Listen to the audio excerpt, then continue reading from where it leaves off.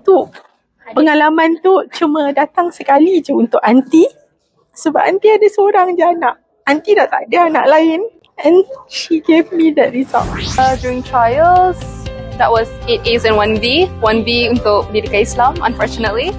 And for SPM, thankfully, 3 A pluses, 5 A solids and 1 A minus. I'm hoping to become an accountant, but specifically, I want to become a chartered accountant, hopefully through ACCA. I am the only daughter of a single mother. Because of that, I owe a lot to her. Yang saya mencari suplemen untuk dia adalah sebab saya tengok dia kepenatan dengan jadual sekolah, kelas tambahan, tuition, dengan aktiviti co-curriculum semua. Dia aktif dengan debate dan juga English Olympiad. Dia juga boleh menulis esei dengan baik.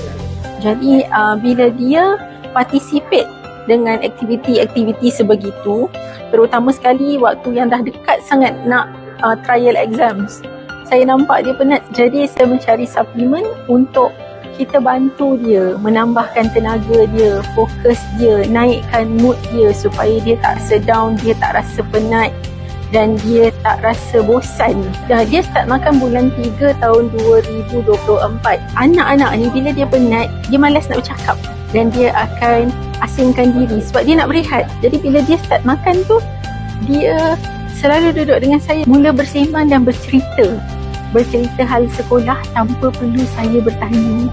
Mindtropic sebenarnya pada saya satu suplemen yang lengkap dengan sebiji sahaja tanpa perlu mengeluarkan duit untuk beli suplemen-suplemen yang lain. Saya rasa itu dah lengkap. That day, I was very scared.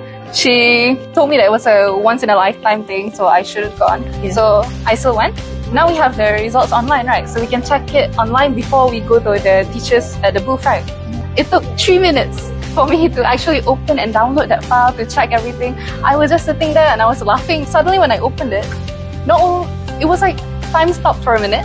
I just showed the phone to my mom and that's when we cried because this is the first time I've ever gotten straight A's. She showed me the phone, but I tak nampak. I cuma cakap dekat dia berapa. Dia cakap semua A, semua E. And I hugged her. I said to her, thank you sebab buat mama happy. Itu pengalaman tu cuma datang sekali je untuk aunty. Sebab aunty ada seorang je anak. Aunty dah tak ada anak lain. And she gave me that result. So being able to just say that, oh, it was all worth it, that means a lot.